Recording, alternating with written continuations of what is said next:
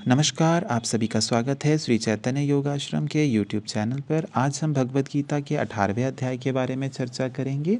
इसमें सर्वप्रथम अर्जुन बोले, हे महाबाहो, हे अंतर्यामीन, हे वासुदेव, मैं संन्यास और त्याग के तत्व को पृथक पृथक जानना चाहता हूँ। श्री भगवान बोले, कितने ही पंडित जन तो काम्य कर्मों के त्याग को संन्यास समझते हैं तथा दूसरे विचार कुशल पुरुष सब कर्मों के फल के त्याग को त्याग कहते हैं। कई एक विद्वान ऐसा कहते हैं कि कर्म मात्र दोषयुक्त है, इसीलिए त्यागने के योग्य है, और दूसरे विद्वान यह कहते हैं कि यज्ञ, दान और तप रूप कर्म त्यागने योग्य नहीं है। हे पुरुष श्रेष्ठ अर्जुन, संन्यास और त्याग इन दोनों में से पहले त्याग के विषय में तू मेरा निश्चय सुन, क्योंकि त्याग सात्विक, राजस और तामस भेद से 3 प्रकार का कहा गया है। यज्ञ, दान और तप रूप कर्म त्याग करने के योग्य नहीं है, बल्कि वह तो अवश्य कर्तव्य है, क्योंकि यज्ञ, दान और तप ये तीनों ही कर्म बुद्धिमान पुरुषों को पवित्र करने वाले हैं। इसीलिए हे पार्थ, इस यज्ञ, दान और तप रूप कर्मों को तथा और भी संपूर्ण कर्तव्य कर्मों को आसक्ति और फलों का त्याग करके अवश्य करना चाहिए। यह मेरा निश्चय किया हुआ उत्तम मत है। परंतु नियत कर्म का स्वरूप से त्याग उचित नहीं है, इसीलिए मोह के कारण उसका त्याग कर देना तामस त्याग कहा गया है। जो कर्म है वह सब दुख रूप ही है, ऐसा समझकर यदि कोई शारीरिक क्लेश के भय से कर्तव्य कर्मों का त्याग कर दे, तो वह ऐसा राजस त्याग करके त्याग के फल को किसी प्रकार भी नहीं पाता। हे अर्जुन, जो शास्त्र विहित कर्म करना कर्तव्य है, इसी भाव से आसक्ति और फल का त्याग करके किया जाता है, वही सात्विक त्याग माना गया है। जो मनुष्य अकुशल कर्म से तो द्वेष नहीं करता और कुशल कर्म में आसक्त नहीं होता, वह शुद्ध सत्वगुण से युक्त पुरुष संशय रहित, बुद्धिमान और सच्चा त्यागी है। क्योंकि शरीरधारी किसी भी मनुष्य के द्वारा संपूर्णता से सब कर्मों का त्याग किया जाना शक्य नहीं है, इसीलिए जो कर्मफल का त्यागी है वही त्यागी है। यह कहा जाता है, कर्मफल का त्याग न करने वाले मनुष्यों के कर्मों का तो अच्छा, बुरा और मिला हुआ ऐसे 3 प्रकार का फल मरने के पश्चात अवश्य होता है, किंतु कर्मफल का त्याग कर देने वाले मनुष्यों के कर्मों का फल किसी काल में भी नहीं होता। हे महाबाहो, संपूर्ण कर्मों की सिद्धि के ये 5 हेतु कर्मों का अंत करने के लिए उपाय बतलाने वाले सांख्य शास्त्र में कहे गए हैं, उनको तू मुझसे भली भांति जान। इस विषय में अर्थात कर्मों की सिद्धि में अधिष्ठान और कर्ता तथा भिन्न भिन्न प्रकार के करण और नाना प्रकार की अलग अलग चेष्टाएं, और वैसे ही 5वां हेतु दैव है। मनुष्य मन, वाणी और शरीर से शास्त्रानुकूल अथवा विपरीत जो कुछ भी कर्म करता है, उसके ये 5 कारण हैं। परंतु ऐसा होने पर भी जो मनुष्य अशुद्ध बुद्धि होने के कारण उस विषय में यानी कर्मों के होने में केवल शुद्ध स्वरूप आत्मा को कर्ता समझता है, वह मलिन बुद्धि वाला अज्ञानी यथार्थ नहीं समझता।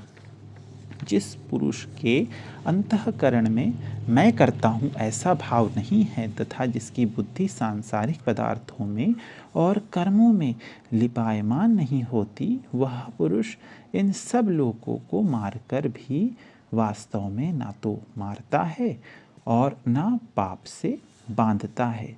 ज्ञाता, ज्ञान और जेय, यह 3 प्रकार की कर्म प्रेरणा है, और कर्ता, करण और क्रिया, यह 3 प्रकार का कर्म संग्रह है।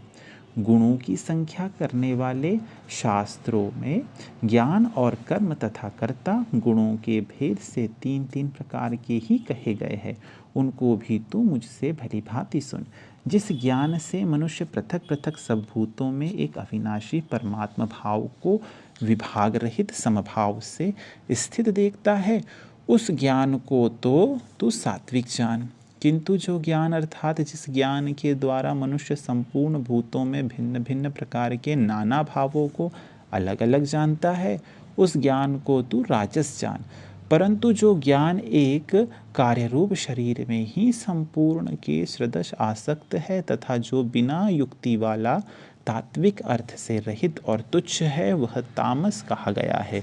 जो कर्म शास्त्र विधि से नियत किया हुआ और कर्तापन के अभिमान से रहित हो तथा फल न चाहने वाले पुरुष द्वारा बिना राग द्वेष के किया गया हो, वह सात्विक कहा जाता है। परंतु जो कर्म बहुत परिश्रम से युक्त होता है तथा भोगों को चाहने वाला पुरुष द्वारा या अहंकार युक्त पुरुष द्वारा किया जाता है, वह कर्म राजस कहा गया है। जो कर्म परिणाम, हानि, हिंसा और सामर्थ्य को ना विचार कर केवल अज्ञान से आरंभ किया जाता है, वह तामस कहा जाता है। जो कर्ता संग रहित, अहंकार रहित, वचन ना बोलने वाला, धैर्य और उत्साह से युक्त तथा कार्य के सिद्ध होने और न होने में हर्ष शोक आदि विकारों से रहित है, वह सात्विक कहा जाता है। जो कर्ता आसक्ति से युक्त, कर्मों के फल को चाहने वाला और लोभी है तथा दूसरों को कष्ट देने के स्वभाव वाला, असुद्धचारी और हर्ष शोक से लिप्त है, वह राजस कहा जाता है। जो कर्ता अयुक्त, शिक्षा से रहित, घमंडी, धूर्त और दूसरों की जीविका का नाश करने वाला तथा शोक करने वाला, आलसी और दीर्घसूत्री है, वह तामस कहा जाता है। हे धनंजय, अब तो बुद्धि का और धृति का भी गुणों के अनुसार 3 प्रकार का भेद मेरे द्वारा संपूर्णता से विभाग पूर्वक कहा जाने वाला सुन। हे पार्थ, जो बुद्धि प्रवृत्ति मार्ग और निवृत्ति मार्ग को, कर्तव्य और अकर्तव्य को, भय और अभय को तथा बंधन और मोक्ष को यथार्थ जानती है, वह बुद्धि सात्विकी है। हे पार्थ, मनुष्य जिस बुद्धि के द्वारा धर्म और अधर्म को तथा कर्तव्य और अकर्तव्य को भी यथार्थ नहीं जानता, वह बुद्धि राजसी है। हे अर्जुन, जो तमोगुण से घिरी हुई बुद्धि अधर्म को भी यह धर्म है ऐसा मान लेती है तथा इसी प्रकार अन्य संपूर्ण पदार्थों को भी विपरीत मान लेती है, वह बुद्धि तामसी है। हे पार्थ, जिस अव्यभिचारिणी धारण शक्ति से मनुष्य ध्यान योग के द्वारा मन, प्राण और इंद्रियों की क्रियाओं को धारण करता है, वह धृति सात्विकी है। परंतु हे पृथापुत्र अर्जुन, फल की इच्छा वाला मनुष्य जिस धारण शक्ति के द्वारा अत्यंत आसक्ति से धर्म, अर्थ और कामों को धारण करता है, वह धारण शक्ति राजसी है। हे पार्थ, दुष्ट बुद्धि वाला मनुष्य जिस धारण शक्ति के द्वारा निद्रा, भय, चिंता और दुख को तथा उन्मत्तता को भी नहीं छोड़ता अर्थात धारण किए रहता है, वह धारण शक्ति तामसी है। हे भरत श्रेष्ठ, अब 3 प्रकार के सुखों को भी मैं तुझे बताता हूँ। जिस सुख में साधक मनुष्य भजन, ध्यान और सेवादि से अभ्यास से रमण करता है और जिससे दुखों के अंत को प्राप्त हो जाता है, जो ऐसा सुख है वह आरंभ काल में यद्यपि विष के तुल्य प्रतीत होता है, परंतु परिणाम में अमृत के तुल्य है। इसीलिए वह परमात्मा विषयक बुद्धि के प्रसाद से उत्पन्न होने वाला सुख सात्विक कहा गया है। जो सुख विषय और इंद्रियों के संयोग से होता है, वह पहले भोग काल में अमृत के तुल्य प्रतीत होने पर भी परिणाम में विष के तुल्य है, इसीलिए वह सुख राजस कहा गया है। जो सुख भोग काल में तथा परिणाम में भी आत्मा को मोहित करने वाला है, वह निद्रा, आलस्य और प्रमाद से उत्पन्न सुख तामस कहा गया है। पृथ्वी में या आकाश में अथवा देवताओं में तथा इसके सिवा और कहीं भी वह ऐसा कोई भी सत्व नहीं है जो प्रकृति से उत्पन्न इन 3 गुणों से रहित हो। हे परम तप, ब्राह्मण, क्षत्रिय और वैश्यों के तथा शूद्रों के कर्म स्वभाव से उत्पन्न गुणों द्वारा विभक्त किए गए हैं। अंतःकरण का निग्रह करना, इंद्रियों का दमन करना, धर्म पालन के लिए कष्ट सहना, बाहर भीतर से शुद्ध रहना, दूसरों के अपराधों को क्षमा करना, मन, इंद्रिय और शरीर को सरल रखना, वेद शास्त्र, ईश्वर और परलोक आदि में श्रद्धा रखना, वेद शास्त्रों का अध्ययन अध्यापन करना और परमात्मा के तत्व का अनुभव करना, ये सब के सब ही ब्राह्मण के स्वाभाविक कर्म है। शूरवीरता, तेज, धैर्य, चतुरता और युद्ध में ना भागना, दान देना और स्वामित्व भाव, ये सब के सब ये क्षत्रिय के स्वभाव कर्म है। खेती, गोपालन और क्रय विक्रय रूप सत्य व्यवहार ये वैश्य के स्वाभाविक कर्म है तथा सब वर्णों की सेवा करना शूद्र का भी स्वाभाविक कर्म है। अपने अपने स्वाभाविक कर्मों में तत्परता से लगा हुआ मनुष्य भगवत प्राप्ति रूप परम सिद्धि को प्राप्त हो जाता है। अपने स्वाभाविक कर्म में लगा हुआ मनुष्य जिस प्रकार से कर्म करके परम सिद्धि को प्राप्त होता है, उस विधि को तू सुन। जिस परमेश्वर से संपूर्ण प्राणियों की उत्पत्ति हुई है और जिससे यह समस्त जगत व्याप्त है, उस परमेश्वर की अपने स्वाभाविक कर्मों द्वारा पूजा करके मनुष्य परम सिद्धि को प्राप्त हो जाता है। अच्छी प्रकार आचरण किए हुए दूसरे के धर्म से गुण रहित भी अपना धर्म श्रेष्ठ है, क्योंकि स्वभाव से नियत किए हुए स्वधर्म कर्म को करता हुआ मनुष्य पाप को नहीं प्राप्त होता। अतएव हे कुंती पुत्र, दोष युक्त होने पर भी सहज कर्म को नहीं त्यागना चाहिए, क्योंकि धुएं से अग्नि की भांति सभी कर्म किसी न किसी दोष से युक्त है।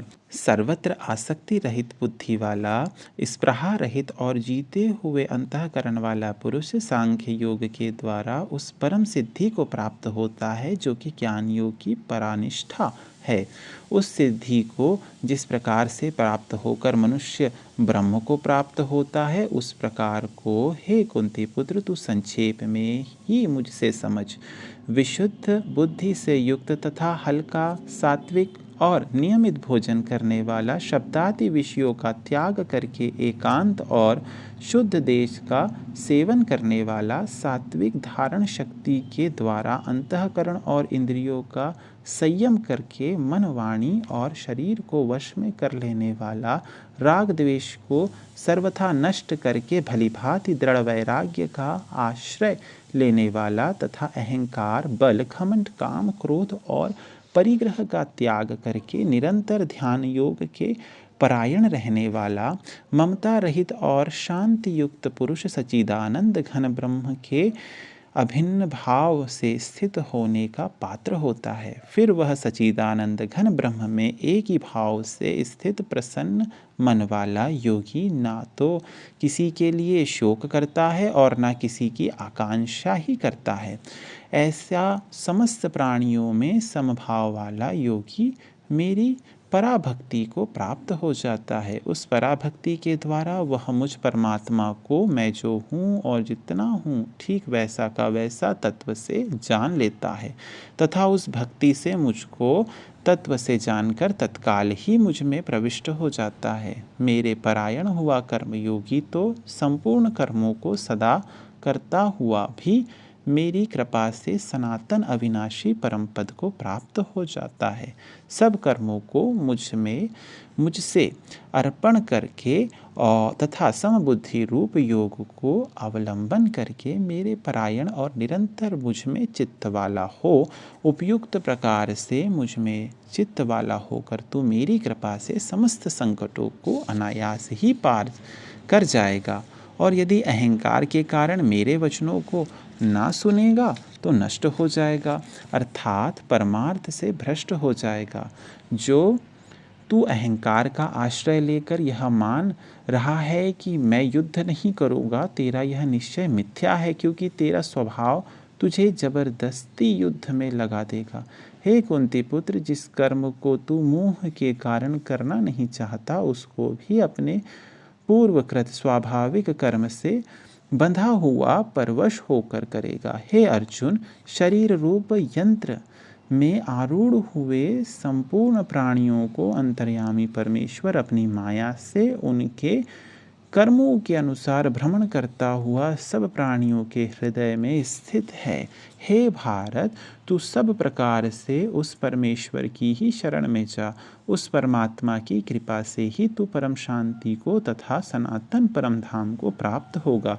इस प्रकार यह गोपनीय से भी अति गोपनीय ज्ञान मैंने तुझसे कहा दिया। अब तू इस रहस्य युक्त ज्ञान को पूर्णतया भली भांति विचार कर, जैसे चाहता है वैसे ही कर। संपूर्ण गोपनीयों से अति गोपनीय मेरे परम रहस्य युक्त वचन को तू फिर भी सुन। तू मेरा अतिशय प्रिय है, इससे यह परम हितकारक वचन मैं तुझसे कहूँगा। हे अर्जुन, तू मुझ में मन वाला हो, मेरा भक्त बन, मेरा पूजन करने वाला हो और मुझको प्रणाम कर। ऐसा करने से तू मुझे ही प्राप्त होगा। यह मैं तुझसे सत्य प्रतिज्ञा करता हूँ, क्योंकि तू मेरा अत्यंत प्रिय है। संपूर्ण धर्मों को अर्थात संपूर्ण कर्तव्य कर्मों को मुझ में त्याग कर तू केवल एक मुझ सर्वशक्तिमान सर्वाधार परमेश्वर की ही शरण में आ जा। मैं तुझे संपूर्ण पापों से मुक्त कर दूंगा, तू शोक मत कर।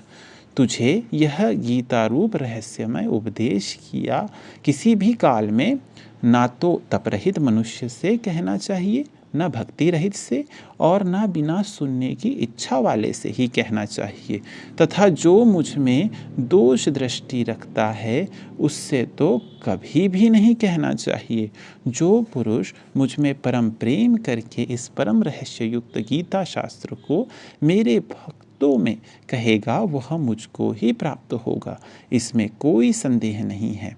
उससे बढ़कर मेरा प्रिय कार्य करने वाला मनुष्यों में कोई भी नहीं है, तथा पृथ्वी भर में उससे बढ़कर मेरा प्रिय दूसरा कोई भविष्य में होगा ही नहीं। जो पुरुष इस धर्म में हम दोनों के संवाद रूप गीता शास्त्र को पढ़ेगा, उसके द्वारा भी मैं ज्ञान यज्ञ से पूजित होगा, ऐसा मेरा मत है।